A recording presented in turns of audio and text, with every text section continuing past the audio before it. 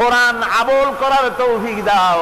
যখন মরে যাব কোরআন শুনতে শুনতে মরার তৌফিক দাও। যখন কবরে চলে যাব কোরআনের নূর দিয়া অন্ধকার কবরকে আলোকিত করে দিও আল্লাহ। কিয়ামতে কোরআনের ছায়া আমাদের নসিব করে দিও। কোরআনের সুপারিশ কিয়ামতের ময়দানে আমাদের নসিব করে দিও রব্বুল আলামিন। কোরআন যার মাধ্যমে পেলাম সেই বিশ্ব নবী সরওয়ারে কায়নাত রাহমাতুল লিল আলামিন, তার দরবারে এই মাহফিলের সালাম তুমি পৌঁছায়া দাও রব্বুল আলামিন। আমরা যারা মা বাপ হারাইছি, আমাদের মধ্য থেকে মা বাপ যাদের কবর হয়ে গেছে, দয়া করে তাদের কবরগুলিকে জান্নাতের টুকরা বানায়া দাও রব্বুল আলামিন। এই মাহফিলের কর্তৃপক্ষ প্রতি বছর কোরআনের খেদমত করে, কোন বছর তাদেরকে তুমি ঋণগ্রস্ত রাখনি।